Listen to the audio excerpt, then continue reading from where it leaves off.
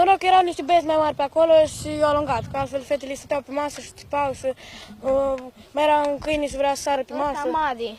Ăsta mare a vrut să atace copiii și mi-a fost și mie frică. Întâmplarea este povestită de câțiva dintre copiii care locuiesc în apropierea parcului plin de câini din Iași. Micuții sunt terorizați de câinii care le ocupă mereu locul de joacă.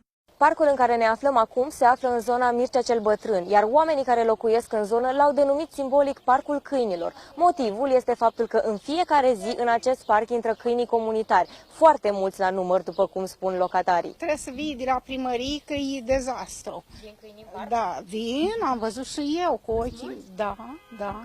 Nu știu, dar sunt așa câte o turmă. Erau mai puțini, acum sunt un pic mai mulți. Cât sunt, ați văzut? Am știut. Da, sunt vreo 6-7 și mai vin și tot mai vin și mai vin și alți oameni cu ai lor.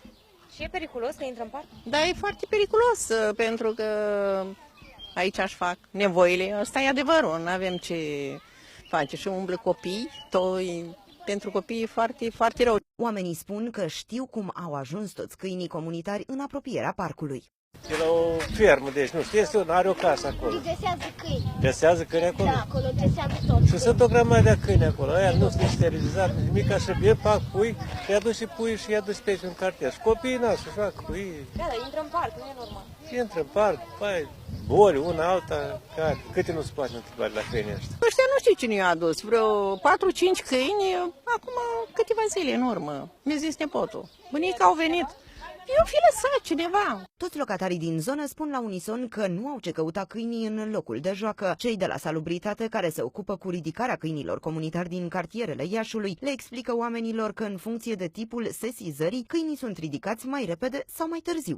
În funcție de gravitatea situației, dacă în sesizare apare că e un câine agresiv, atunci ne-am dus imediat în aceea zi.